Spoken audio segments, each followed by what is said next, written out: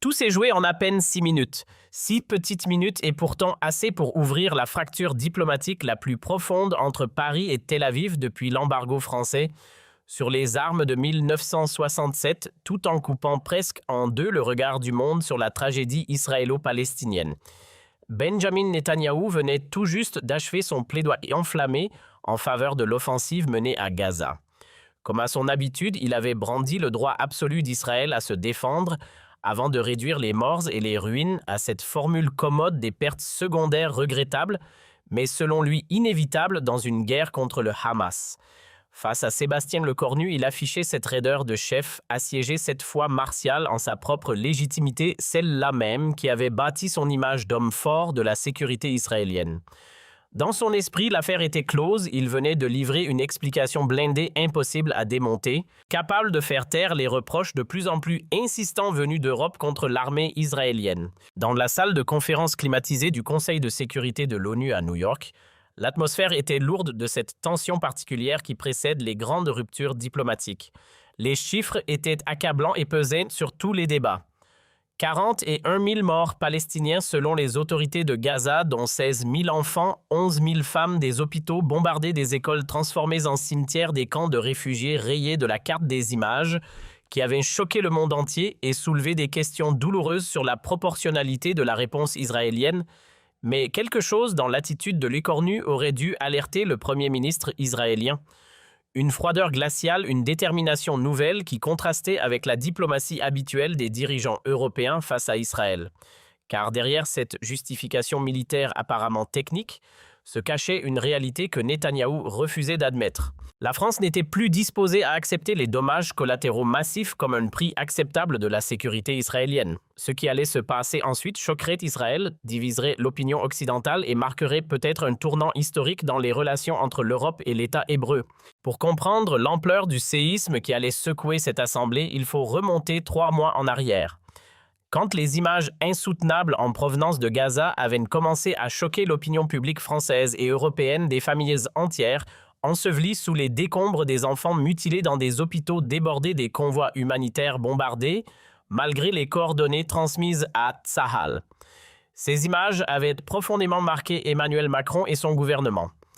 Comment peut-on prétendre se défendre en tuant autant de civils innocents? S'était interrogé le président français lors d'un conseil de défense exceptionnel.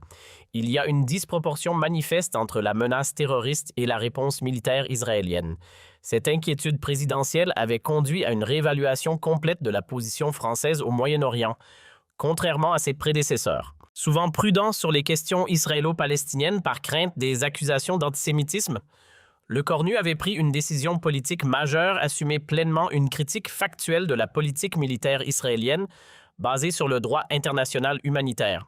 Dans le plus grand secret, une cellule de travail spécialisée avait été constituée au Quai d'Orsay, regroupant les meilleurs experts français en droit international, en affaires humanitaires et en politique moyenne-orientale.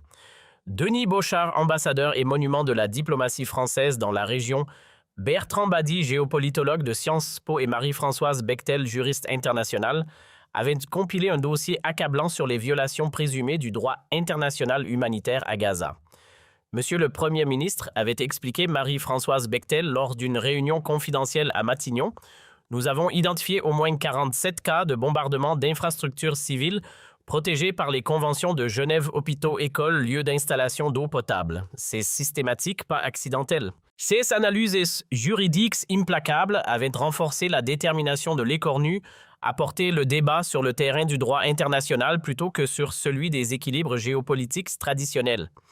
Si Israël viole le droit humanitaire, nous devons le dire clairement, avait-il déclaré à ses conseillers. Plus révoltant encore pour la France, les armes françaises retrouvées sur les théâtres d'opération à Gaza. Une enquête discrète menée par la Direction générale de l'armement avait révélé que plusieurs systèmes d'armement vendus légalement à Israël dans les années précédentes étaient utilisés dans des bombardements de zones civiles densément peuplées en violation des clauses d'usage des contrats de vente. Nos armes servent à tuer des civils palestiniens, avait tempêté Florence Parly, ancienne ministre des Armées, consultée par Lecornu. C'est inacceptable moralement et juridiquement. Nous devons suspendre immédiatement toute livraison. Cette décision de suspendre les livraisons d'armes à Israël avait été prise par le gouvernement français 2 semaines avant la session de l'ONU, provoquant la fureur de Tel Aviv. Netanyahou avait personnellement appelé Macron pour protester contre cette décision hostile qui encourage le terrorisme. Mais Paris était de rester ferme sur ses positions. C'est dans ce contexte explosif que Netanyahou avait demandé à prendre la parole devant le Conseil de sécurité officiellement pour clarifier la position israélienne face aux incompréhensions européennes. En réalité, pour tenter de retourner l'opinion internationale en sa faveur et isoler diplomatiquement la France sur ses positions pro-palestiniennes. Le Premier ministre israélien avait préparé méticuleusement son intervention avec ses conseillers les plus expérimentés. L'objectif était clair, présenter l'opération de Gaza comme une nécessité existentielle pour Israël, rappeler les crimes du Hamas et culpabiliser l'Europe sur son histoire antisémite pour faire taire les critiques. Ces Européens ont la mémoire courte, avait déclaré Netanyahou à ses conseillers au King David Hotel de Jérusalem. Ils oublient que nous sommes la seule démocratie du Moyen-Orient, que nous nous battons contre des terroristes qui utilisent leurs propres enfants comme boucliers. Il faut leur rappeler qui sont les vrais responsables de ces morts civiles. Cette stratégie de retournement de culpabilité avait fonctionné pendant des décennies avec les dirigeants européens. Mais Netanyahou ne soupçonnait pas que l'écornu avait préparé cette confrontation avec une rigueur toute française, compilant chiffres, témoignages et analyses juridiques pour démontrer méthodiquement les violations israéliennes du droit international. Le 15 novembre 2024, à 15h30 précise, dans la salle emblématique du Conseil de sécurité, Netanyahou monta à la tribune avec toute la solennité qui caractérisait ses grandes interventions internationales. Vêtu de son costume sombre habituel, arborant son expression de gravité déterminée, il incarnait parfaitement cette image du dirigeant démocratique assiégé par les ennemis de la civilisation. « Mesdames et messieurs les représentants des nations », commença-t-il avec cette diction parfaite qu'il maîtrisait en plusieurs langues, « je me présente devant vous aujourd'hui pour défendre le droit fondamental d'Israël à protéger ses citoyens contre le terrorisme le plus barbare. » Son discours était parfaitement calibré pour l'audience internationale, alternant récits personnels poignants sur les victimes israéliennes du 7 octobre et analyse géostratégique sur la menace iranienne. Netanyahou développait sa thèse habituelle. Israël menait une guerre juste contre des terroristes qui ne respectaient aucune règle civilisée. Le Hamas utilise délibérément les civils palestiniens comme boucliers humains, expliquait-il avec une conviction apparente. Ils installent leurs rampes de missiles dans les écoles, leurs centres de commandement dans les hôpitaux, leurs dépôts d'armes dans les mosquées. Chaque mort civile palestinienne est la responsabilité directe du Hamas, pas de Tsahal. Cette argumentation sur les boucliers humains était centrale dans la stratégie de Netanyahou pour déresponsabiliser Israël des pertes civiles massives. Mais il ne s'arrêta pas là et poussa sa logique plus loin.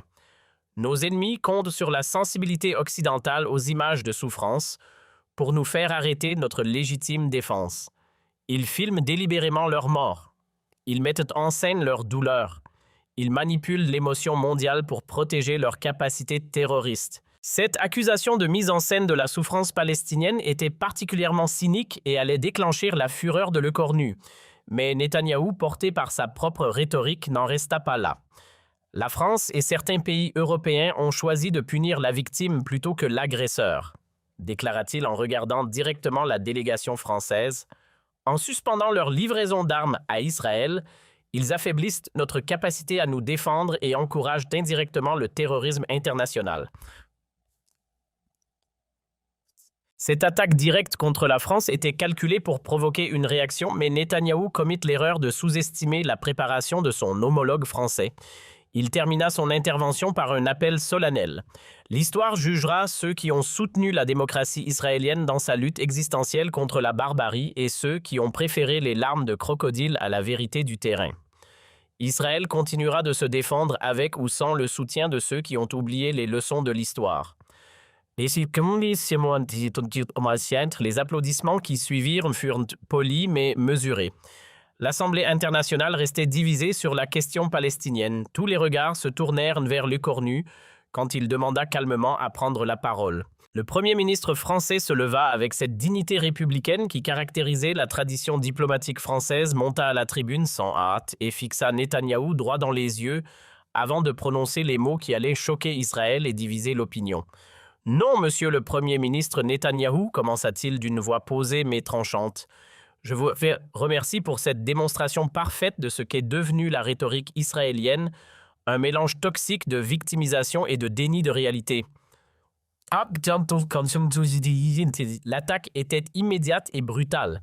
Netanyahou, visiblement surpris par cette agressivité française inhabituelle, se redressa sur son siège. « Vous parlez de légitime défense, » continua Lecornu en sortant un dossier de sa serviette. « Permettez-moi de vous rappeler quelques chiffres que vous préférez manifestement oublier. 41 000 morts palestiniens, dont 16 000 enfants, contre 1200 Israéliens le 7 octobre. Le ratio est de 34 Palestiniens tués pour un Israélien. Où est-ce la proportionnalité dans cette légitime défense? Ces statistiques brutales firent l'effet d'une douche froide sur l'Assemblée. Netanyahou tenta d'intervenir. « Monsieur le Premier ministre, vous ne pouvez pas comparer. » Mais Lecornu l'interrompit sèchement. « Si monsieur Netanyahou, je peux et je dois comparer. C'est exactement cela le droit international humanitaire. » Ici qui? Il continua son démontage méthodique. « Vous invoquez les boucliers humains. L'ONU a enquêté sur 47 bombardements d'hôpitaux, d'écoles et d'installations humanitaires. Dans aucun cas, Tsahal n'a pu prouver la présence du Hamas dans ces bâtiments au moment des frappes. Aucun. Chaque révélation était un coup de massue. L'Assemblée découvrait des faits que la propagande israélienne avait soigneusement occultés.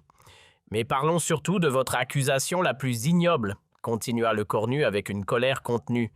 Vous osez prétendre que les Palestiniens mettent en scène leur souffrance. Monsieur Netanyahou, les 16 000 enfants morts ne jouent pas la comédie. Les familles ensevelies sous les décombres ne font pas du cinéma. Cette remise en cause de la sincérité de la douleur palestinienne toucha au cœur de la rhétorique israélienne. Dans l'assistance, plusieurs délégués échangèrent des regards choqués.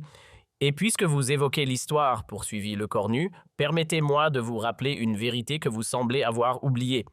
Les conventions de Genève ont été créées après la Seconde Guerre mondiale précisément pour éviter que plus jamais des populations civiles ne soient massacrées au nom de la sécurité d'un État. Vous, descendants des victimes de ces massacres, vous bafouez aujourd'hui ces mêmes conventions. Cette référence à l'Holocauste était audacieuse et dangereuse, mais Lecornu l'assumait totalement. Il retournait l'argument historique israélien contre Israël.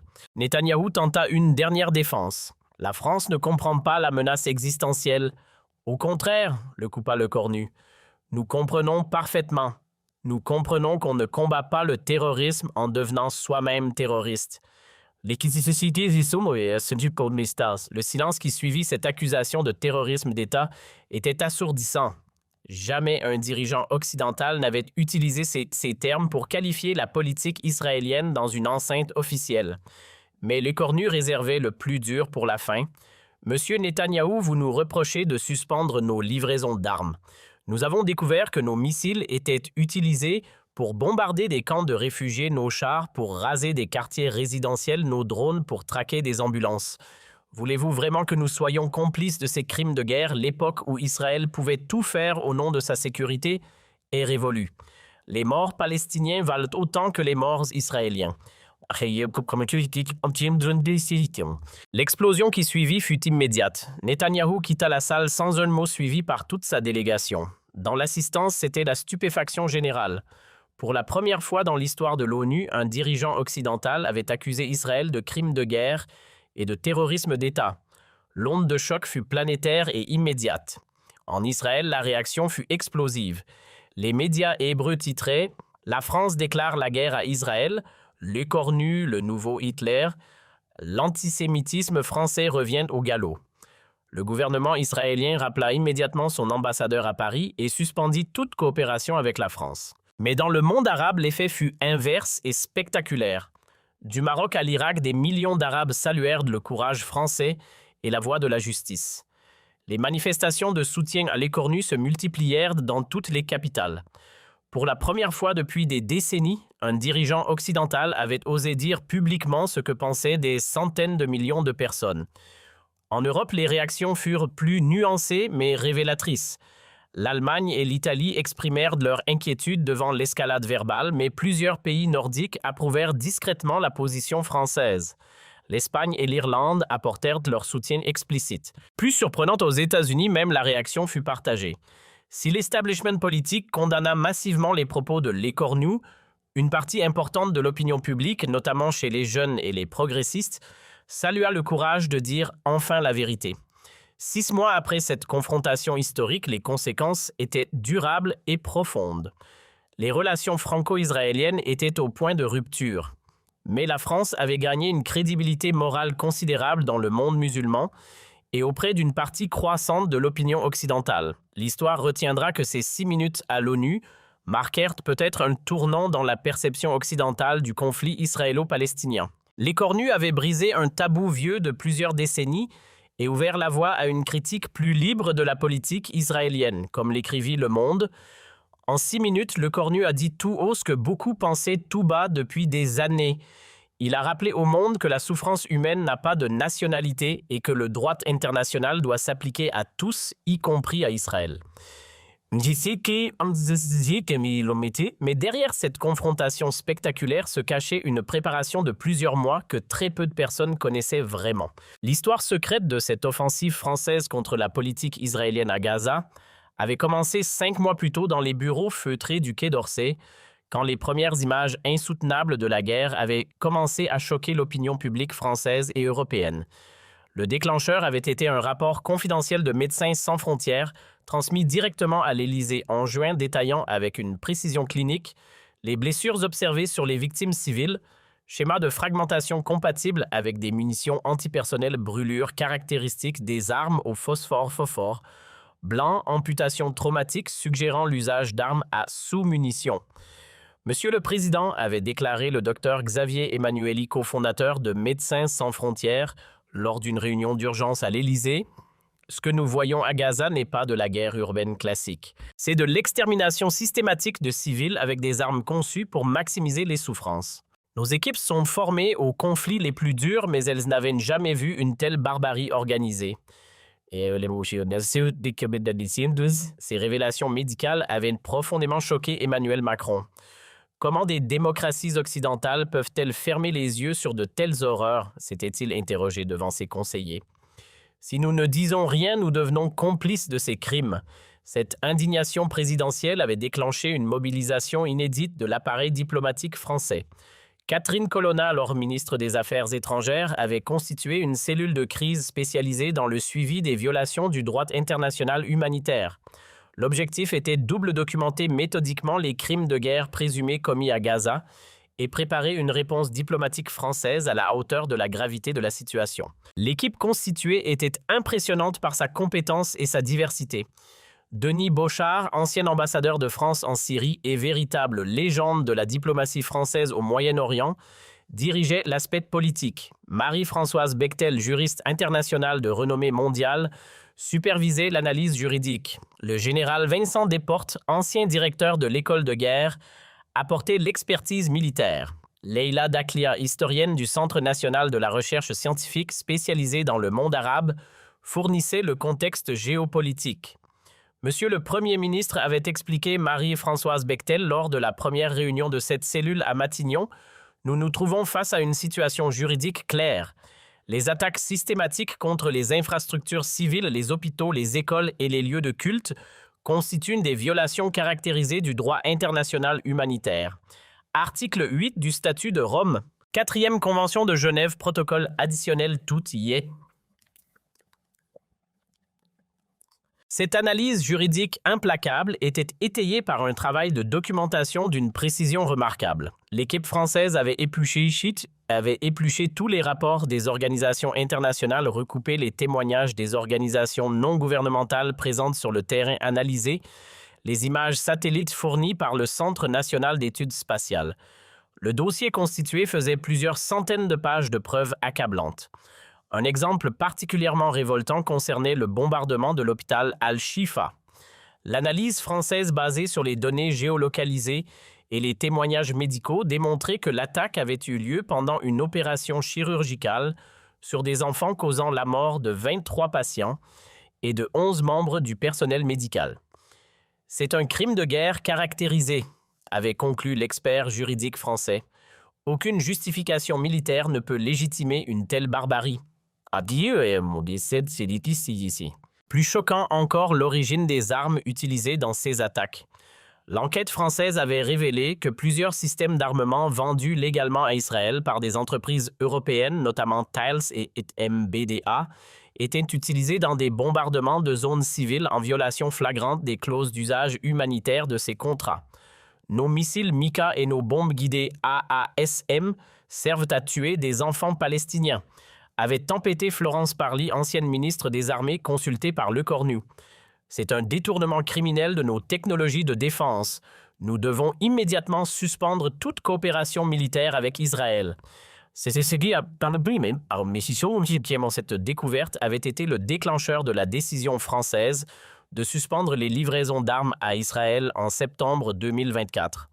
La France privilégie les terroristes aux démocrates, avait accusé Netanyahou dans un communiqué rageur, mais Paris était resté ferme sur ses positions morales. Parallèlement à cette documentation des violations israéliennes, l'équipe de Le Cornu avait également analysé la stratégie de communication de Tel Aviv pour comprendre comment Israël parvenait depuis des décennies à échapper aux sanctions malgré ses violations répétées du droit international.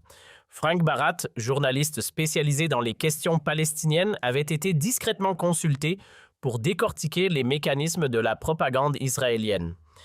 Monsieur le Premier ministre avait-il expliqué Israël utilise systématiquement 3 techniques de manipulation, la victimisation permanente, l'inversion des responsabilités et le chantage à l'antisémitisme. Dès qu'on critique leurs actions, ils invoquent la Shoah, accusent leurs critiques de complicité avec le terrorisme et retournent la culpabilité. Cette analyse des techniques de manipulation israélienne avait permis à Le Cornu de préparer ses contre-arguments avec une précision chirurgicale. Netanyahou va utiliser sa rhétorique habituelle, avait prédit l'équipe française. Nous devons être prêts à démonter chacun de ces arguments avec des faits irréfutables. La dimension psychologique de la préparation française avait été tout aussi minutieuse. Un spécialiste en communication de crise, ancien conseiller de plusieurs présidents français, avait travaillé avec Le Cornu sur ce qu'il appelait la résistance au chantage émotionnel. Monsieur le Premier ministre Netanyahou va essayer de vous culpabiliser avec l'histoire juive de vous faire passer pour un antisémite.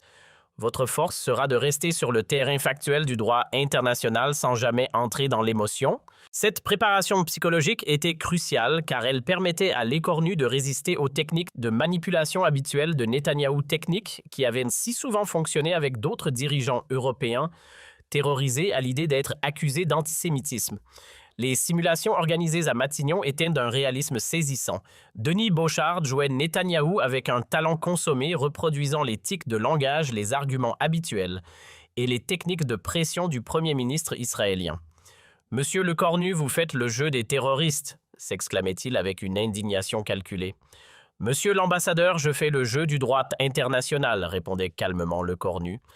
À chaque simulation, sa performance s'améliorait, sa capacité à déstabiliser son interlocuteur israélien se renforçait. Ces répétitions incluaient même la gestion des réactions médiatiques prévisibles. L'équipe de communication de Matignon avait préparé des éléments de langage pour répondre aux accusations d'antisémitisme qui ne manqueraient pas de surgir après la confrontation. La critique de la politique d'un gouvernement n'est jamais de l'antisémitisme était devenue le mantra français. 3 semaines avant la session de l'ONU, Le Cornu avait reçu un soutien inattendu mais précieux, une lettre signée par 20 intellectuels juifs français dont Bernard-Henri Lévy, Alain Finkielkraut et Élisabeth de Fontenay appelant le gouvernement français à dire la vérité sur Gaza, sans craindre les accusations d'antisémitisme. La mémoire de la Shoah ne peut pas servir à légitimer de nouveaux crimes contre l'humanité, écrivait-il. Ce soutien de la communauté intellectuelle juive française avait considérablement renforcé la détermination de Le Cornu à mener cette bataille diplomatique jusqu'au bout. Il ne s'agissait plus seulement de défendre le droit international, mais de libérer la parole critique sur Israël du chantage à l'antisémitisme. Le voyage vers New York s'était déroulé dans une atmosphère de détermination intense à bord de l'Airbus A330 présidentiel. Le Cornu avait passé les 8 heures de vol à réviser son dossier d'accusation, à mémoriser les chiffres les plus percutants, à répéter ses formules les plus incisives. Son équipe l'entourait comme des préparateurs avant un combat historique. Rappelez-vous, lui avait dit Denis Beauchard pendant le vol, vous ne défendez pas seulement la position française. Vous portez l'espoir de tous ceux qui croient que le droit international doit s'appliquer à tous, y compris aux États qui se prétendent démocratiques. C'est un moment historique.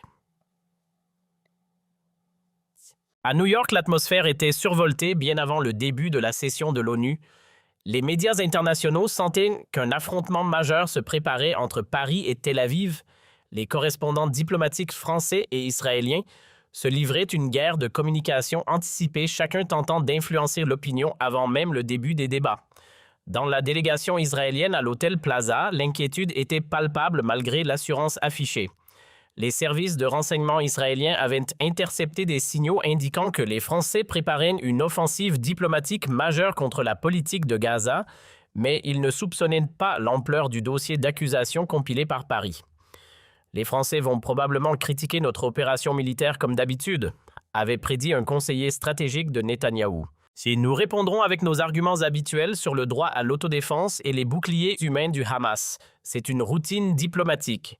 Cette sous-estimation française allait coûter cher au camp israélien. La veille de la confrontation, l'Écornu avait reçu un message de soutien inattendu d'Antonio Guterres, secrétaire général de l'ONU. Monsieur le Premier ministre, l'ONU attend depuis trop longtemps qu'un État membre ait le courage de dire publiquement ce que nous pensons tous en privé. Il est temps de rappeler à tous que le droit international n'a pas de nationalité. Ce soutien onusien discret mais réel avait galvanisé l'Écornu. Il ne représentait plus seulement la France, mais la conscience internationale face aux violations massives du droit humanitaire. Le matin de la confrontation à New York, l'Écornu s'était levé dans sa suite du Regency Hotel pour une dernière révision de ses notes. Aujourd'hui, je vais dire à Netanyahou et au monde entier que l'impunité israélienne doit cesser, avait-il confié à son chef de cabinet. Plus jamais nous ne laisserons massacrer des innocents au nom de la sécurité d'un État. Arrivé au siège de l'ONU, l'Écornu avait immédiatement senti l'effervescence exceptionnelle. Plus de 400 journalistes étaient accrédités pour couvrir cette session, un record pour un débat sur le Moyen-Orient. Les manifestants pro-palestiniens et pro-israéliens s'étaient rassemblés devant le bâtiment, créant une atmosphère de tension palpable. Dans la salle historique du Conseil de sécurité, l'atmosphère était comparable à celle d'un grand procès international. Chacun savait qu'il allait assister à bien plus qu'un débat diplomatique classique. C'était un procès moral de la politique israélienne à Gaza avec l'Écornu dans le rôle du procureur et Netanyahou dans celui de l'accusé. Quand Netanyahou avait pris la parole pour défendre l'opération de Gaza, l'Écornu l'avait écouté avec l'attention d'un juriste étudiant les arguments de la défense. Chaque justification israélienne, chaque tentative de minimisation, chaque technique de retournement de culpabilité était mentalement cataloguée et préparée à la réfutation. Il développe exactement la rhétorique que nous avions prévue, victimisation bouclier humain, accusation contre les critiques, pensait-il. Je vais pulvériser tout cela point par point. Et effectivement, quand Netanyahou avait terminé sa défense de l'opération Gaza, il avait donné à l'Écornu toutes les ouvertures nécessaires pour une contre-attaque dévastatrice. Ses tentatives de justifier les massacres de civils, ses accusations contre les mises en scène palestiniennes, ses attaques contre la France, tout était prévisible et préparé à la riposte. C'est alors que l'Écornu avait livré sa performance historique, utilisant chaque révélation, chaque preuve, chaque argument comme une arme chirurgicale pour démonter méthodiquement la propagande israélienne devant la communauté internationale. Mais ce que l'assistance de l'ONU n'avait pas vu, c'était la stratégie rhétorique subtile qui sous-tendait chaque attaque française. Formé par les meilleurs experts en argumentation juridique internationale, l'Écornu appliquait en temps réel des techniques de déconstruction factuelle mises au point par les juristes spécialisés en crimes de guerre. Première technique, l'accumulation probatoire. Chaque accusation était immédiatement étayée par des chiffres précis et des sources vérifiables rendant impossible toute dénégation crédible. Deuxième technique, l'inversion de la charge morale. Au lieu de se défendre contre les accusations israéliennes, l'Écornu plaçait Netanyahou en position d'accusé qui devait justifier ses actes. Troisième technique, la démystification des boucliers humains. En révélant que l'ONU n'avait trouvé aucune preuve de présence du Hamas dans les bâtiments bombardés, l'Écornu détruisait l'argument central de la propagande israélienne. Quatrième technique, l'universalisation du droit. En rappelant que les conventions de Genève avaient été créées après l'Holocauste, l'Écornu retourner l'argument historique israélien contre Israël. Cette maîtrise technique explique pourquoi la performance de l'Écornu eut un impact si dévastateur sur l'opinion mondiale. Ce n'était pas seulement une attaque politique brillante, c'était une leçon magistrale de déconstruction juridique d'une propagande d'État. L'onde de choc qui suivit dépassa toutes les prévisions françaises. En quelques heures, les extraits de la confrontation étaient traduits en 43 langues et diffusés sur tous les continents. Les universités de droit international organisaient des débats d'urgence pour analyser cette révolution dans la critique d'Israël. À Harvard, le professeur Noah Feldman déclara « En 6 minutes, l'Écornu a fait ce que des décennies de diplomatie n'avaient pas réussi, briser le tabou de la critique publique d'Israël par un dirigeant occidental. » À Oxford, la professeure Christine Bell analysa « C'est un tournant dans l'application du droit international.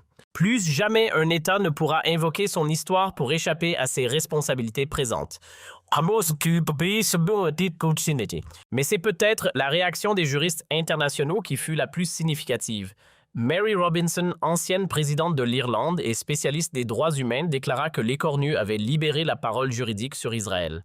Richard Falk, ancien rapporteur spécial de l'ONU pour les territoires palestiniens, salua le courage français de dire enfin la vérité juridique. Cette révolution juridique française inspirait déjà d'autres pays. L'Espagne annonça qu'elle suivrait l'exemple français en suspendant ses livraisons d'armes à Israël. L'Irlande déposa une plainte à la Cour internationale de justice accusant Israël de génocide. La Belgique ouvrit une enquête pour crimes de guerre contre des dirigeants israéliens. 6 mois après cette confrontation historique, les conséquences géopolitiques étaient majeures et durables. Les relations franco-israéliennes étaient rompues, mais la France avait gagné une influence morale considérable dans le monde musulman et auprès d'une partie croissante de l'opinion occidentale, notamment la jeunesse. Plus important encore, l'affaire de Gaza avait accéléré l'émergence d'une justice internationale plus équitable. Face à l'impunité israélienne traditionnelle, les pays européens comprenaient qu'ils devaient faire respecter le droit international sans exception. Cette révolution française dans la justice internationale culmina lors de l'Assemblée générale de l'ONU, où pour la première fois dans l'histoire, une majorité de pays adopta une résolution reconnaissant les crimes de guerre systématiques commis à Gaza et demandant des réparations pour les victimes palestiniennes. L'effet L'Écornu a libéré la justice internationale, analysa William Schabas, ancien président de la commission d'enquête de l'ONU sur Gaza. Désormais, aucun État ne peut plus invoquer son statut de victime historique pour échapper à ses crimes présents. Quant à L'Écornu lui-même, il était devenu bien plus qu'un premier ministre français, un symbole mondial de la résistance à l'impunité et de l'application équitable du droit international. Son discours du 15 novembre 2024 était étudié dans toutes les facultés de droit comme un modèle de courage moral et de rigueur juridique. Lors de la cérémonie de remise du prix des droits de l'homme de l'ONU en décembre 2025, le jury rendit un hommage public à L'Écornu, déclarant que son action pour la défense du droit international humanitaire face aux crimes de guerre honore l'humanité et inspire les générations futures. L'histoire retiendra que ce jour de novembre 2024, dans l'enceinte sacrée des Nations Unies, un homme armé de la seule vérité juridique avait infligé une défaite morale historique à l'un des États les plus habitués à l'impunité internationale et que par cette victoire de la justice sur l'impunité du droit sur la force, il avait ouvert la voie à un monde enfin capable de faire respecter ses propres lois fondamentales sans exception ni privilège. Exception ni privilège. Exception ni privilège.